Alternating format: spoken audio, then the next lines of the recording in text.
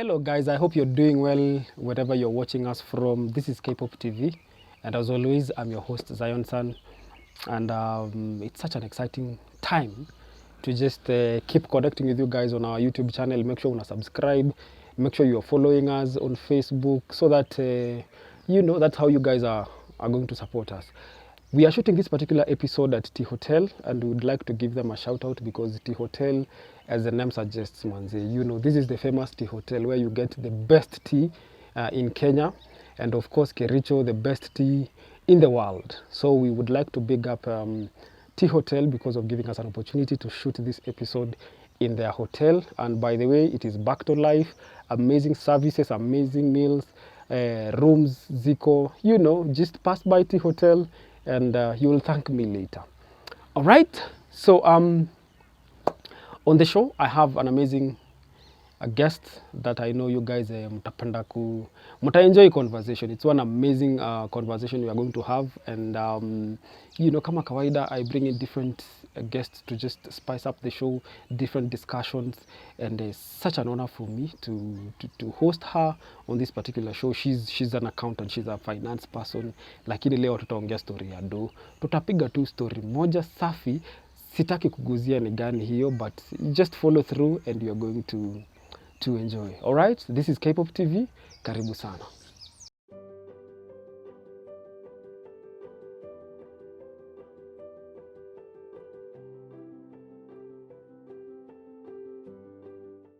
All right, welcome to the show guys. Kama vile mnacheki manze, niko na msupa on set.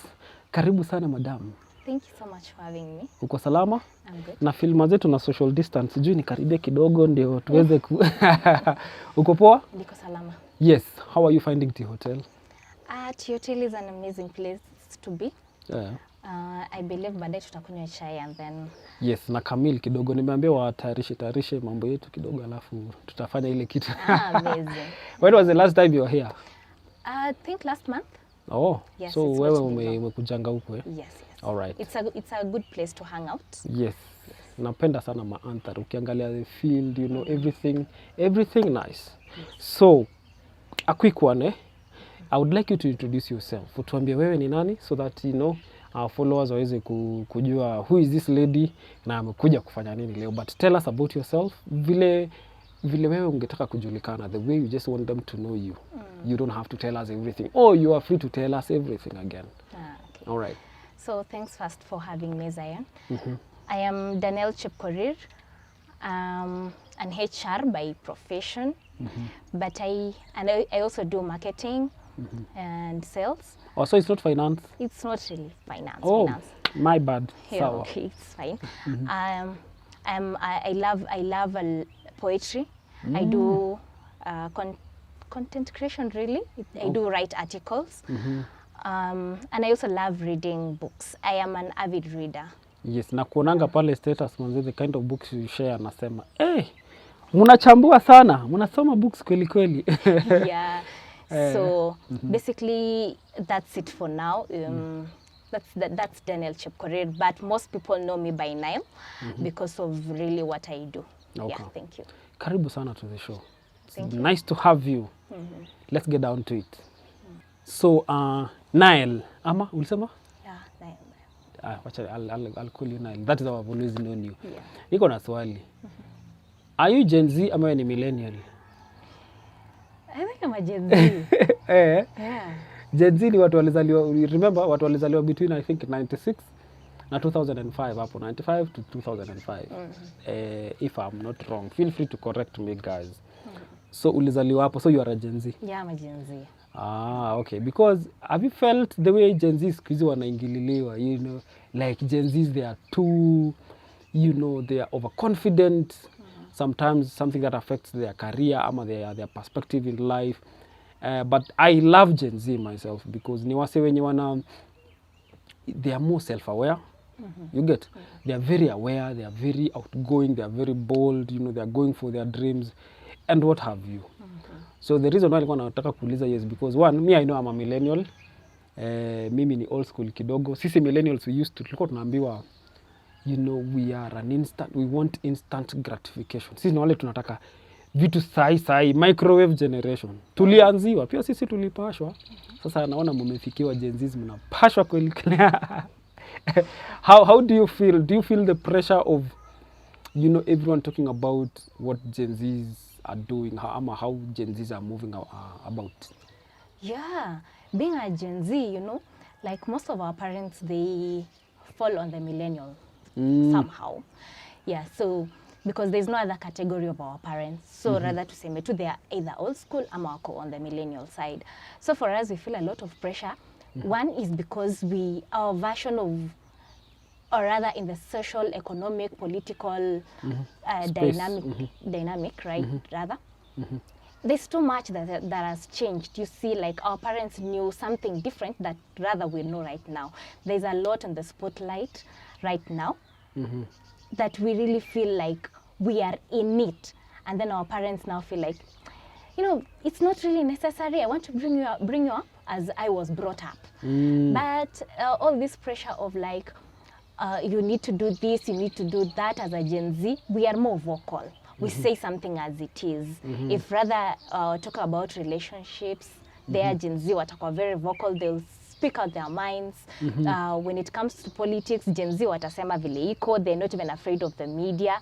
Rather, when it comes to the economy, Gen Z they'll just say it. You know, they'll feel like kama wamekanyagiliwa sana, they'll be up to the task.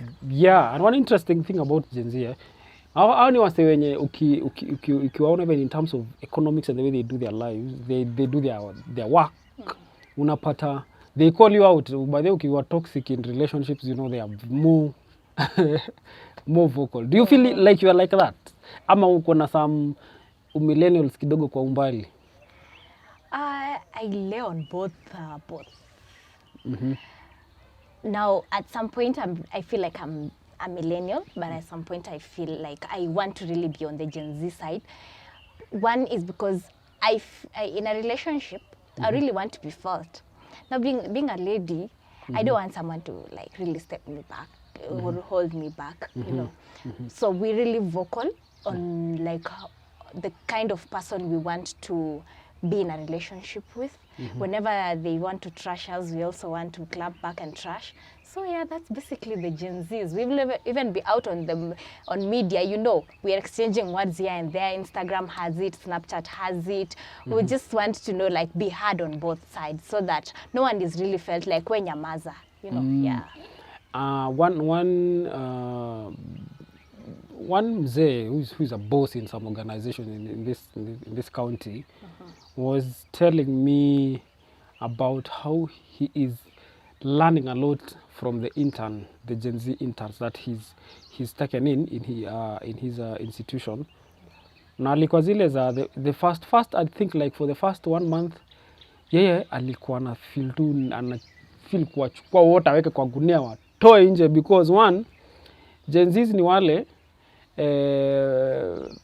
they were not keen so much on time. Like you suppose, you know, we have always been those ones of unafaa uingie job between 8 na utatoka by 5.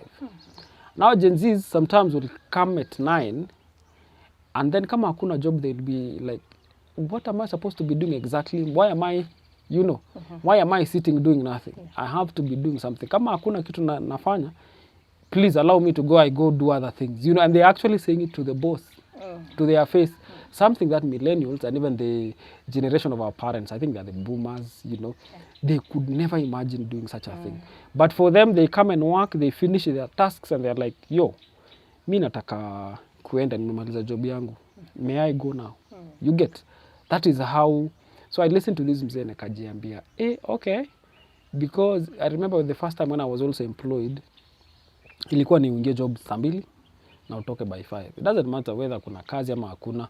You would rather sit there, uko online, uko Facebook, you know, that time TikTok haiko imeingia. And that whole difference in terms of how we do things. Do you feel like it's right, it's wrong, or it's just a way of life? We will adjust to it. And now with that question really, I think it's directly on me as an HR. Yes, please. Now, my generation and my people, what really is affecting most of the Gen Zs is they feel like work isn't really necessary, you know, the 9 to 5, because someone else has something else different. We see a lot of content creators, they feel like, mi nataka kufika job at 9 to around maybe 12, and then in the afternoons I'm free, let me go do my own thing, you know. And then matters like dress code, you know. By the way, Dress that's also code, another thing. sisi, we are on the trend side, so we want to be like the casual, the official look, you know. Now, because a friend of mine is doing this and that, so they forget the aspect of in my workplace there is a destined, or there is a dress code that is, you know, it's always there that you have to adhere to. So Gen Zs in the workplace, they are really so vocal. Sometimes, you know, you feel the pressure as HRs because we're managing so many people. Here you have the millennials, here we have the Gen Zs. Now, we don't even put more focus on the millennials, because with them, they know what they are doing. One of what a system. Yes. They're following how the system works. They know there's a system that needs to be followed, and it is very strict. But now the Gen Zs, watakuja hapo and they want to just, they feel like they're being suffocated in the workplace. And that's why you see even their HRs, or their supervisors, their managers, wanataka kuwa pinned down, so that, you know, all the time they'll be hard whenever there's something that they want to do on the side. So basically Gen Zs, they're avoiding the workplace. Now the blue collar jobs? Yes, right? the white collar. The white collar, the white collar jobs. They want to do their own things. We see people now doing content creation, sana, and they'd be like, you know, we don't want to really do the 9 to 5 thing. Yes, they do also, you know, online writing. One of the guys, I saw a post on was it X, formerly Twitter? It was just one of those nini that was doing rounds of a Gen Z who texted her boss akimwambia, for my mental health, leo sijisikii kukuja kazi. I need to be, you know, I need to be stable in terms of, you know, mentally. I can't come to work today, so I'm sorry, sikuji job leo. And probably leo na kesho or something like that, you know. And you look at that and you're like, wow. You get. The thing is, they know how to do their job, watamaliza tasks zao. But when it comes to prioritizing what they want, you know, their mental health, I think in our millennials kurudi nyuma, mental health was not a thing. You had to show up, whether mtoi alikuwa mgonjwa usiku mzima mjalala, you pull up at work. But for them, kitu kidogo imewasumbua hivi kidogo, and they feel like they are not mentally stable. Mi sikuji kazi. They text waseme, hatukuji. Have you ever experienced kitu kama hiyo kwa maybe your department? Yeah, personally I have. Because you see, sometimes doing the sales thing, despite being an HR, being in the sales department, you really strained. You feel like you're being strained. But really, that is what you're supposed to be doing. When you look at the people who came before you, that is exactly what they are doing. But for us now, we feel like there is really too much that we need to do outside the sales thing, because you're moving, you're meeting clients, different people, their emotions sometimes could not really be good at that moment. So all the gloomy days are put on you, and then you have to also ask this person, convince this person to maybe buy whatever products that you're selling, you know. And then at the end of the day, you feel like, mbona mtu alinionea, you know. And then now you get to your boss, and you're like, Mimi, I think tomorrow I'm not coming to work. Reason? My mental health is not okay. And I really have to focus on this first. Before I can focus on work. Yeah, as we are very, very vocal when it comes to things that really affect us, health-wise, the mental thing. And now because, you know, it's talked about outside here, you know, like put your mental health first before. And you know, Gen Zs, if you try to stop them from, like, you know, they need to take that off from the mental health thing, now that is when the work then gets more worse. Just allow them, even if it is a day or a half day, they'll come back to work, and I promise you, these people have what it takes to really bring the best. So somehow, kidogo, let me just say the HRs, I know it's a lot of work for you right now to deal with us, the Gen Zs, but if you really give us just Usitukazie sana. We are the ones who really bring up the return on investment to the company. And I also think post-COVID, the whole workspace environment may change because kitambo, you had to work at the office, from the office. Sai, you can actually work from home because of technology and, COVID ili to push to that end kabisa.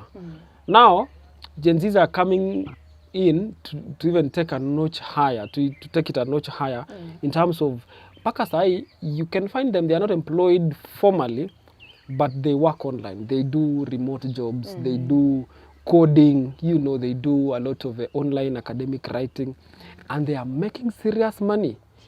Hey, one time manze nimekaa hivi, I usually lecture my small bro. Nikipata naye nampiganga lecture ingine serious kama mzazi. But then one time this guy makes some serious money, probably more than $500,000 in a month. Man, pesa yenye mimi mwenyewe ndio nitengenezeo pesa, my friend, labda unipatie sijui tenda gani ndio nitengenezeo do. But here for him, he can easily make that money. And now I look at him and I'm just like, okay, well, you people, whatever you do, mimi kidogo enye nimekuwa old school. You get? And now I look at the Gen Zs. Most Gen Zs, by the time they are getting into their early 20s, mid 20s, they have really gotten ahead in terms of, even financially. Wamejitafutia online and they are doing their coding, they are doing their stuff. So I think the whole space, technology imekuja change, but Gen Z are also coming in and owning that particular space in a very big way. Yeah. Unapata, I'm usually, social media too. You go to, I was looking at somebody, anaitwa nani on X, I've forgotten the name. Wanasema, anatulia kwa biashara yake hapo, anaona Gen Z pulling up with an Audi. Yeah. Msana anakuja 22, 23, 24 year old pulling up with an Audi. Na wewe hapo mzaliwa wa 80s, umepiga biashara, umefanya job, lakini uko tu na ka Toyota Corolla ingine hapo imechokacho. Yeah. Please jump in. Yeah, the Gen Zs, one thing, they are very good in taking risks. They'll do whatever it takes for them to be like, no, your machine may come like the latest model. That is what I want to have. And they will do everything, whatever it is, to ensure that they have it. So you see the Gen Zs, watafanya even 2 to 3 jobs outside the 9 to 5. They'll have other jobs to do. Kwa nyumba. Yeah. And that is basically where they get the money from. They want comfort. They want instant gratification. Sasa hapo. Hapo kwa instant gratification. But kabla tuende huko. Hawa ni wale, Gen Z is also one of the things I noticed. They are big on social media. They are owning up, TikTok. They are not sana sisi watu wa Facebook na Instagram kidogo ni kama tumeanza kuzeeka. Yeah. But for them, TikTok is everything and they are making money. Unapata msee ako job kwa ofisi, but during lunch time ama hakuna kazi anafanya, anaanza kuingia TikTok live. Anafanya mavitu zake hapo, HR akipita, Hey, Gen Z mtatuonyesha mambo. As in the things you've seen. But I love these people. Nawapenda sana kwa sababu, I feel like I have some Gen Z ndani yangu. Because in my time, I also used to okay, nikisema I also na sound mzee. But when I was in formal employment, I'm self-employed right now. Yeah. When I was in formal employment, I would have issues with the way bosses sometimes, handle you. And because sisi tumelelewa na ile, cheza chini. Me, I never used to cheza chini. Me, I used to shout, okay, not shout, but sometimes I would speak my mind very respectfully. Yeah. But saa zingine vitu ikienda sana, I would unleash some dramas.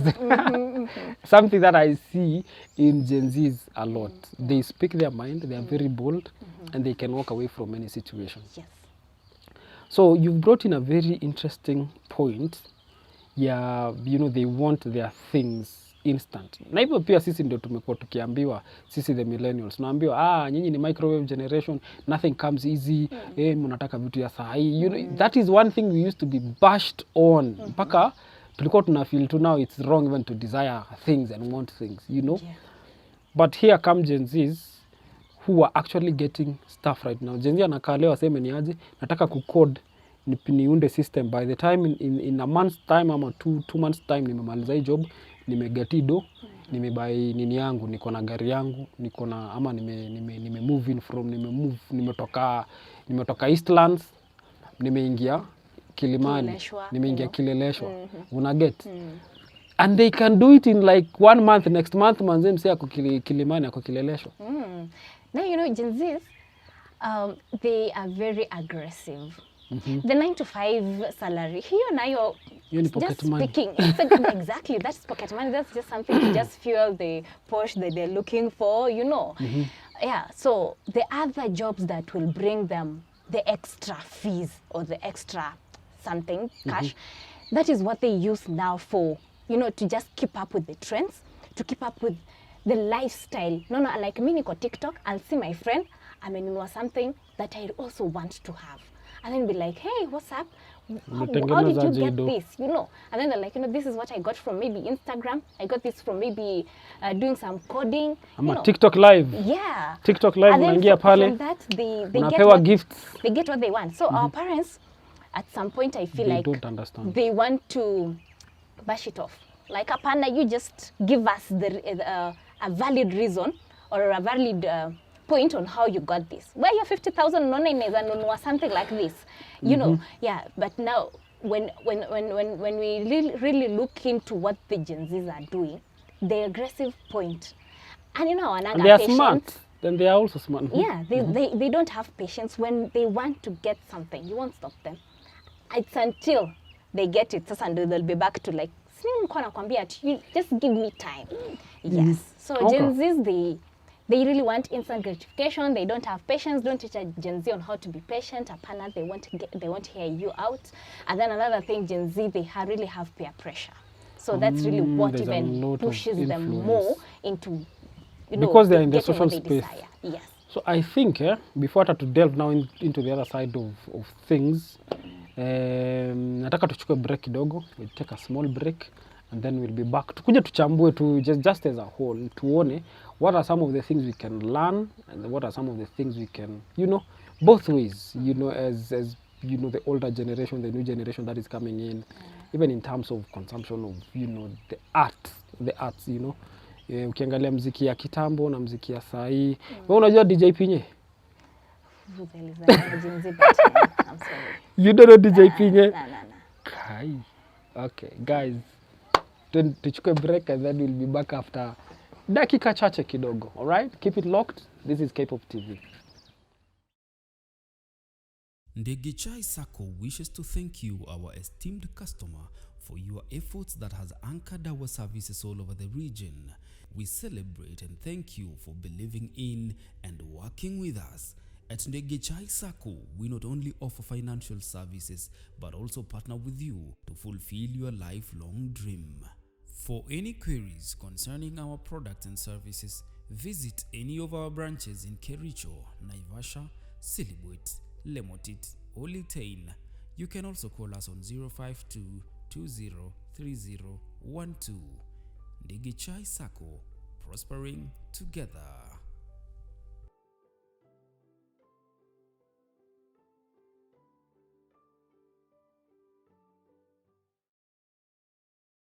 Welcome back to the show, guys. This is K-Pop TV.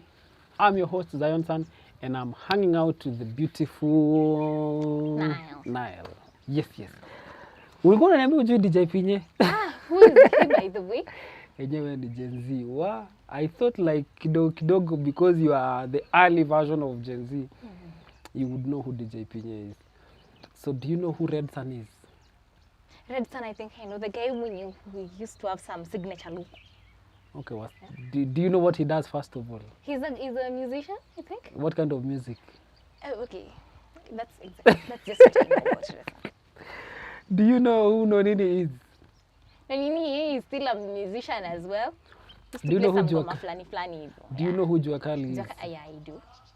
Juakali is a well-renowned musician. So do you know Big Pin? Wow, that's nah. Nameless? Yeah, I do. Okay. At least Nameless is right here with the Gen Z. Bado so, bado yuko. yeah. Where? Okay, very interesting. So you don't know who DJ Pinye is. So enda ufanye research, but DJ Pinye was one of the biggest influence. He was a gatekeeper in the music industry. Yeye ndio wao wasanii wote wa hiyo generation like from 2000s mpaka 2010, 2011, 2012, you know, probably mpaka sahi. He was huge. You know, that time there was no Facebook, there was no social media. So he used to have this show ilikuwa inaitwa The Beat. Will I watch show inaitwa The Beat? The Beat KBC. No, it Ilikuwa? was NTV. NTV. KBC ilikuwa Club One. Club One. Oh, yeah. So KTN used to have, I think, KTN ilikuwa nimesahau. Citizen used to have Extreme. NTV used to have The Beat, but The Beat was the biggest show, entertainment show. Now the person in charge of The Beat alikuwa anaitwa DJ Pinye. Enda umwangalie, ana trend. He's been trending lately because of all the wrong things he did to some artists, you know. But that is not the point. So we are talking about, you know, Gen Zs and them wanting instant gratification, them wanting things now. So here we are, Gen Zs are getting used to, you know, achieving their dreams quite early for some reason because they can work online, they can make their money, they can buy whatever they want. But what is the downside of that? You know, sometimes getting things that you want almost not necessarily instantly, but almost instantly. Considering also millennials are now the parents young parents was he. And you know the Gen Zs are probably their younger siblings. So you see what you see your younger siblings do, you might end up even doing it allowing your children to do it in excess. You get? And how does that now affect the whole spectrum? Because life sometimes, as they say, you know, there's nothing new under the sun. Whatever is has been before. You get? So what are some of the downside of just, you know, getting things, you know, as soon as you want it? From your perspective. Now let's go to the disadvantage side. Instant gratification.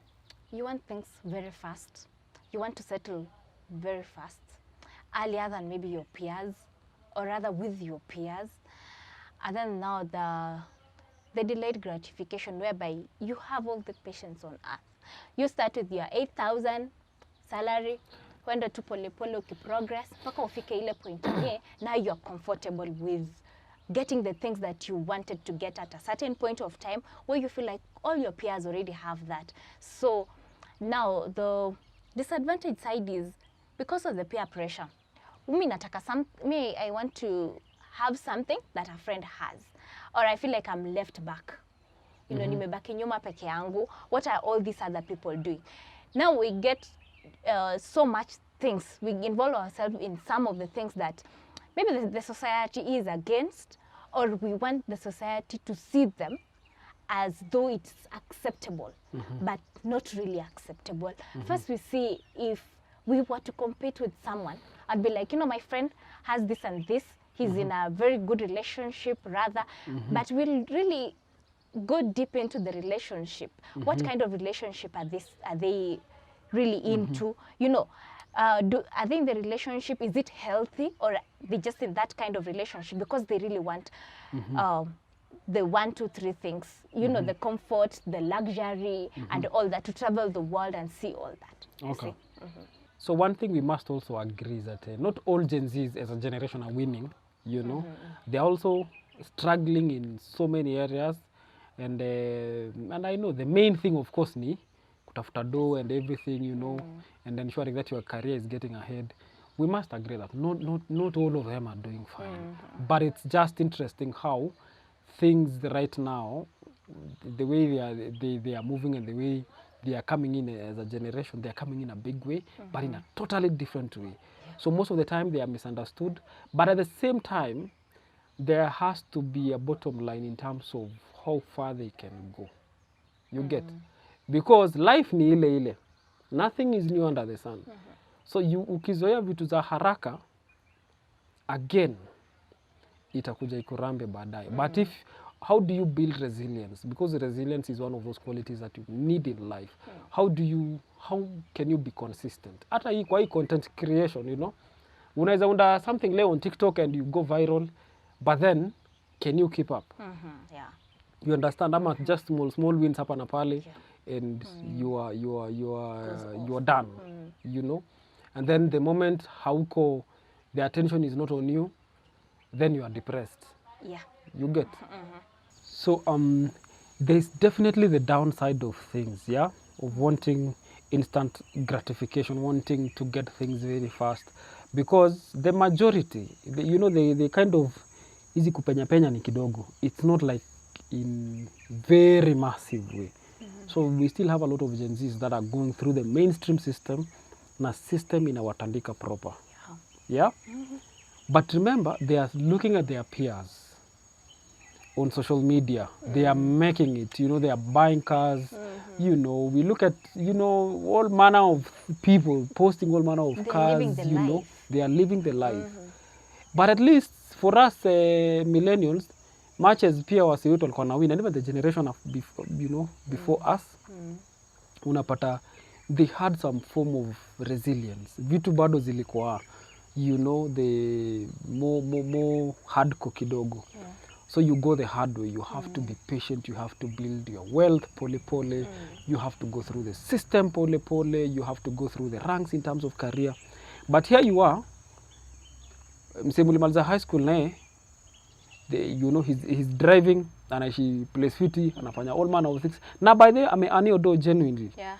Si wachana na hizi tunafikirianga sisi millennials, kila mtu mwanzia amefanya mavituko wash.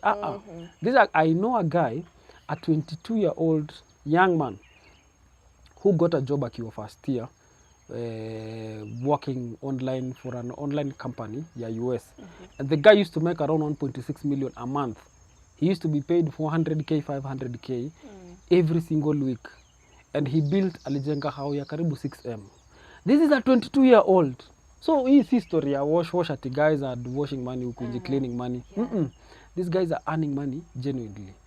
So you put them together na wale wase wenye wanapitia through the mainstream system. Now wase wana, you know, they are under pressure. Please, how would you advise? You see, I'll tell you for free, Zion. I am one of those who amepitia all the hustle and the hurdles.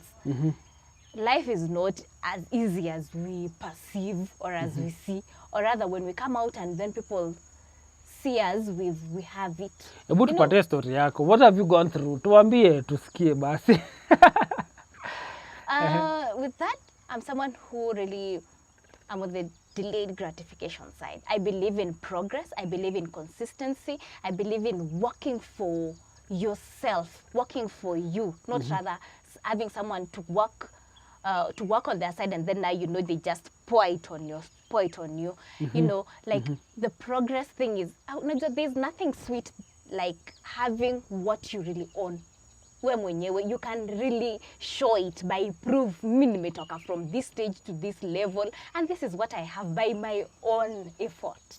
Rather than, you know, on the other side now, the disadvantage side, we're looking at someone who amekaa tu mahali and then just because by chance amepata something that is a good deal to push them through from the poverty or rather the level that where they were to just, you know, living now the luxury life. You know, it's not all about the glitz and glam that we see on the social media platforms, Instagram. They never show you the hard side or the things that they have to go through for them to maintain that lifestyle that they're going through.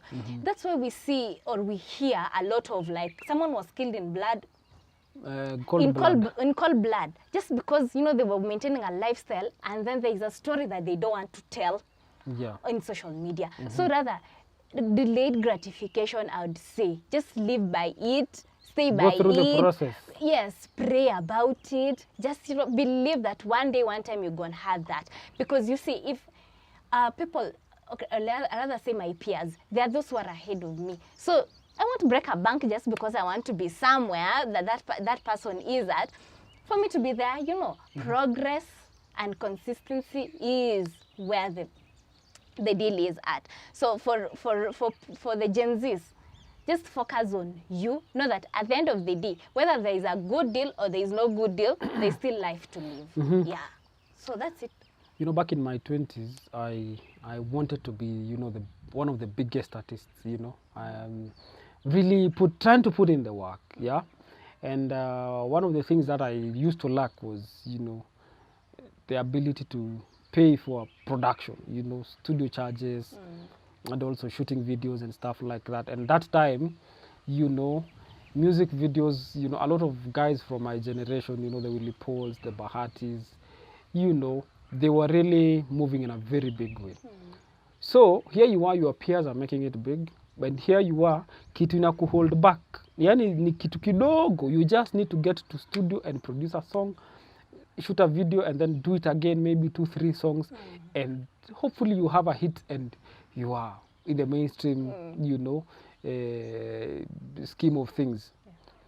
But that never happened. So I used to say, siku moja mimi manze nataka kuwa producer. You know, I want to be producing my own music. I want to have my own equipment. I want to have all these things.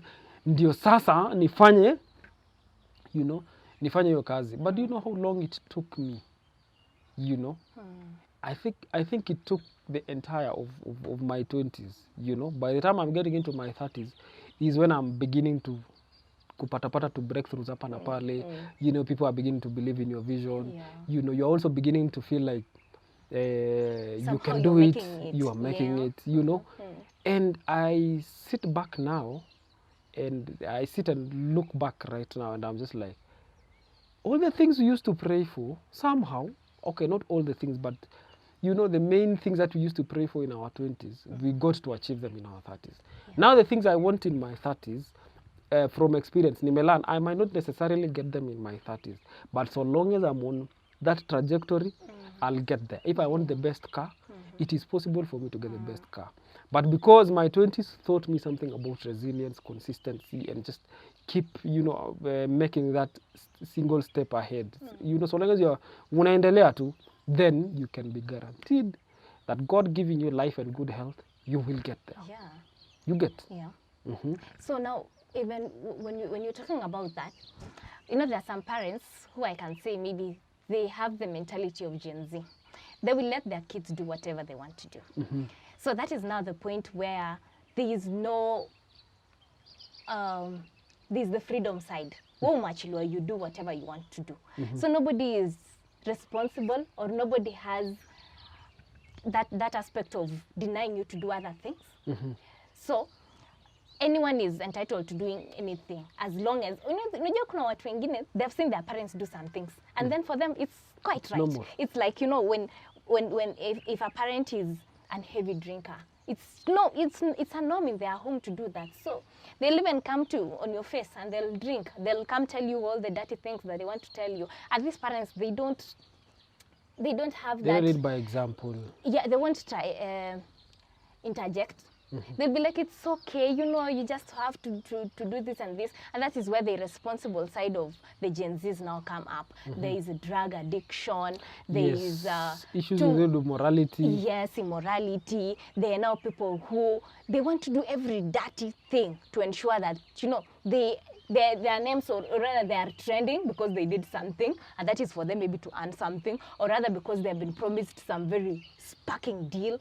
You know, so that is now, I believe our parents should really be really responsible. Me, I'm a Gen Z, but, you know, having parents who are very strict, rather, let me not say so strict, but they instill in you certain values that when you're somewhere, you really like, yeah, well, this is not right for me, but this one, this is right. If I do this, I'm going to get to this place that I want to be. So, with our generation, really, let me just say, sisi, we are people who've had, social media is all over the place, but let's use social media as well in the right way. Let's not come to TikTok and do all the things. By then, Zion, do you know that I'm not in TikTok? How got TikTok? I'm not even in Snapchat. Where ni millennial? So, the only places that I that I'm very active is on Instagram. And why am I on Instagram? You know, sometimes after they don't have the reason as to why they're on social media, just because someone else is there, they really want to be there. But the reason why you are on certain platforms, is it because you want to sell out something? Is it because you just want to be there and, you know, hide idle? You know, being on Instagram, I have certain people that I want to follow, and if someone is not really helping you, just unfollow them. If they're giving you too much pressure and you feel that you're not there, unfollow these people and follow your tribe. Find your tribe, the people whom you can be really consistent with, the people that you can find the right values with, the people that you can associate with. You can't hide them. I mean, like, you can bring them out on public, in the public, and you can find yourself a really very good name. So basically, that is what I would just want to tell the people of my generation. Just be you, do you, be consistent, have the right values with you. Never forget as well where you've come from. Because you see, the Gen Zs, sijui mkitoka mkienda, now you're exposed. You know what is outside there. You know, like, this is, if I do this, it will be right. If I do this, it will be wrong. Now, because of ignorance, you just want to proceed and do something that you know it will lead you to the grave. So rather, just be you. Jua umetoka wapi. Don't forget mahali umetoka. Or rather, if you just want to shade it off, just do something right. Yeah. Hey, okay. Unaongea na a lot of wisdom. Una make sense. I'm just trying to Are you a put Gen some Z? sense. Because, you know, sometimes it's very annoying because when we are all put in a bracket of Gen Zs wamefanya hivi na hivi. Gen Z of, You know, you've just it's said a very offending. important point before. Ukasema, it's not all the Gen Zs who are really making it. Wacha nikwambie, wengine tumekipitia.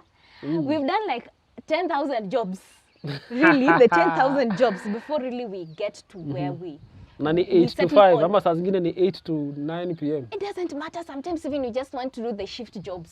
Wewe unajua mahali umewasha tu vyombo mahali kwa kibandaski for you to get something. It doesn't. You know, one thing with the Gen Z, wako na, but they have the fear mentality. That mtu mwingine atasema nini just because I'm doing something Nitaambia else. nini watu? Let me tell you, hustle hard.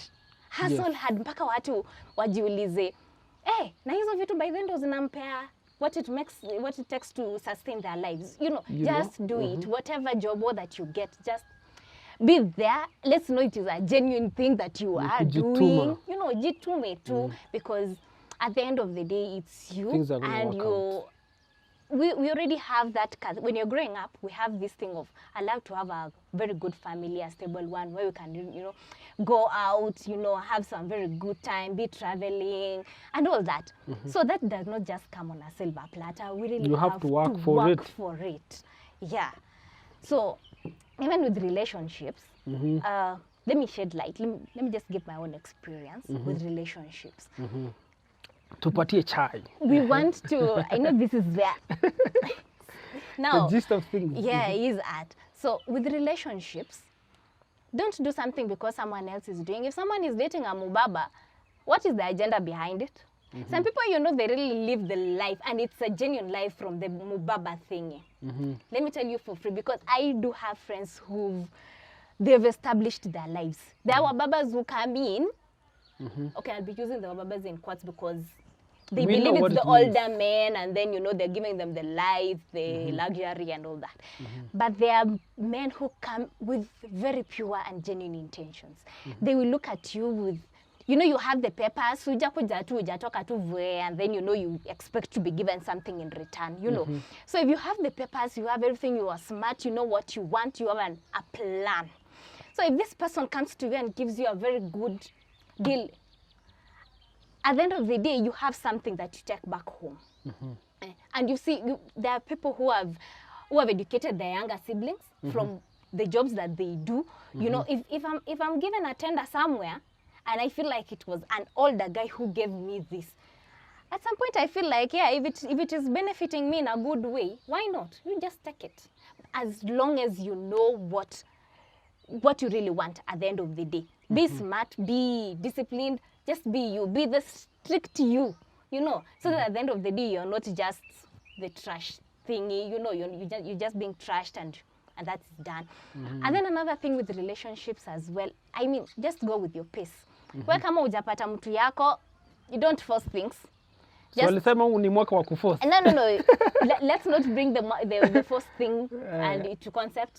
No, mwaka let's just watakuita hear that bosi. and leave it. So Okay. don't force things. You'd rather take yourself to a lot of things that you'd regret later. When you look back, you'll be like, no, it wasn't worth it. Yeah. So have relationships with intentions, with clarity. Just be the authentic self.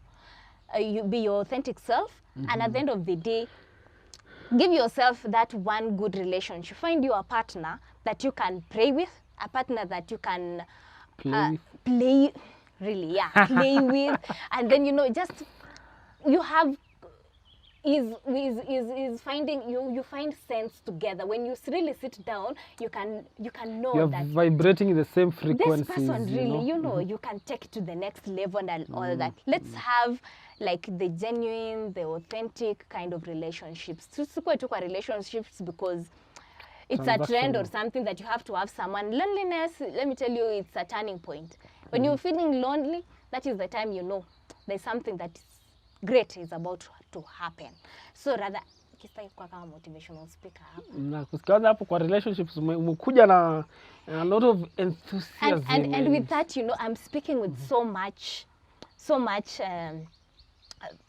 clarity on that because me and you, by the way, I'm a feminist. Oh, when? Okay, Yeah, okay. that's why I'm speaking Okay. vizuri. It's like I'm speaking to the ladies, girls. to the girls outside there. If someone really akusaidi, you can really work towards what you want. If it is the money that inakusumbua, you go do. You can always work You can find it for it and get it yourself. Unapata tu hiyo pesa that you want. Yeah. Find your own money, ladies. Do you. Be you. You'll find your own person. Hata kama ni 40, it's never too late to be in a relationship where tu enda na pesi yako. And at the end of the day, and I'm not a very staunch feminist. Mimi yangu ni I advocate for feminism in the sense that what a man has on the other side. A lady can also get it. It's not that the lady can do it better thingy. No. Respect the men. The men are not trash. The men are not whatever names that they usually put on the pits. No. All men are dogs. The men are here. Men may come to this as ladies, but now because we have really felt like the men are the ones who cause us to be in trouble or maybe in secure situations. It's us wenye tunajituma huko. Let me tell you, a gentleman cannot just play along with a lady if they feel like this person has some energy, Kuna respect, kitu. So at the end of it all, ladies, what I advocate for is just work for Your dream, just push. Just be consistent with yourself, love yourself. Don't expect someone else to come love you. At the end of the day, you remain to be you, yourself. So just respect yourself, know who you are, and at the end of the day, you're just going to be okay. Yeah. All right. Hey, okay. Nikikuacha uendelee hapo naona utapiga injili hapo wewe mpaka kesho. But I hear you. I think what you're saying is really right. Just to sum it up, the aspect of going through the process. Yeah. And one thing about process is that the moment you get to the top, you don't even realize you are at the top. Yeah. Because you've been working towards it, and the moment you get there, it gives you humility. The moment you drive that Discovery, the moment you drive that Range Rover, hautaenda ukiringia watu. It's because utaenda ukijua, there's I put in the work, and it becomes very humbling. So ukiambia wase work hard, do this, be resilient, you're speaking from experience. Yes. Sawa. So I think that is a very good place to end. Situmalizie hapo. Niliona, unajua TID? Another question. Do you know who TID is? Wow. Nah. Why are you passing between my interviews? Ama you guy? Okay. Wacha tu. I'll tell you for this reason. Unajua wale watu the book lovers. Actually, they don't know so much on the other side. Okay. On the other side, atujuangi sana. But when you tell Guy. someone like, Pepe Minambo did this and that, or any author, we will really expound on that. Connect. Yeah. Guy. Yeah. All right. So, quick fire. So, okay, najua hii nikikuuliza hii ni obvious. It's almost obvious. Books or movies? Books. Would you watch a movie based on a book, or would you rather read? I'll read the book. So you prefer the book Yes. and not watch the movie. Yeah, no. What is that one thing ukitoka kwa nyumba hauwezi toka bila? My phone. Ukijipata una simu It's the end of everything. unarudi Like kwa I have- nyumba. yeah. Okay. So when it comes to content creation, do you prefer, you know, like audio, video, ama text? Video, because I think you can relate with someone. You can feel what they are saying by looking at them. Okay. Yes. So are you a football fan? Are you a sporty person? Kind of. What sport do you like? I do play badminton vizuri sana, by the way. Yes. Okay. I see. So but in terms of the kidogo nikipiga story nayo at some point nilikuwa na notice unajua 1 2 3 things about football. Oh yeah, football. I do watch football because my dad is a fan of football sana. So just to, I love being so. I'm very vocal. I do Okay. speak a lot. People tell me I'm quite interesting to be around, maybe. So I I think you give them company and the middle of all that. So ikifika That's how I get football. to football. Okay. Ikifika football, which team do you support? Kwanza tuanze locally, Kenya kama unajua team za Kenya. Mimi nasikianga tu Gor Mahia, something like that. Kogalo. So, I think. So wewe ni kuna Gor Mahia, kuna AFC. AFC Leopards, kuna Sofapaka, you know, kuna inaitwa I'm forgetting the name. Guy. Kariobangi Sharks something. Yes. So yeah, I think I'll just go with the Gor Mahia thing because I think that Apu left the Gor Mahia and played for the next level. Okay. English Premier League. Wewe ni wapi? We are lonely at the top. We kwenda. Arsenal hakuna kitu mnachukua. Oh yeah. Arsenal mna mtu hiyo kiti alafu wewe umeona vile Man City imepiga mtu jana. But Man City, they're doing very good. Yes, hamtashinda. Hiyo Arsenal ni vile mawili. You know, it's like me. It's like Kitambo. I used to be on the Man U side, and then you are on the right side of history. Somehow, was it what was this player? The best player wa Emmanuel Konaitwa nani? Ronaldo. Now, when Ronaldo left, I was like, me hapana, sasa who am I going to support? But tulishinda league, we won leagues after that, you know. Where tumaliza hii kitu. It's been nice having you on set, Manze. Thank you. Thank you for coming through, and I hope you know, we can pick a thing or two. You know, our viewers will pick a thing or two. And if for the Gen Zs, Manze, we love you. Unajua Manze nyinyi wase mnajituma. You guys are winning, you guys are doing it big, so we appreciate you and we would like to wish you all the best. Sawa sawa, mtu asikushow Manze ati you can't make it. You definitely can, and I can't wait to see what this generation is going to do for this country. All right? This is K-Pop TV. I have been your host, Zion San, and I've been hanging out with Nile, and thanks for having me so much. Karibu sana. Until next time, guys. See you, keep it locked. Remember to, you know, subscribe. Mutupige your support, you know, follow us on Facebook, subscribe to our YouTube channel, and we will appreciate so much. Until next time again, thank you so much to the crew, Big Man Jason, and my audio engineer, Maria. Anakuwa anafanya mambo yake pale kwa audio na ensure that kila kitu iko sawa. Tunawashukuru sana, okay? Until next time, see you around.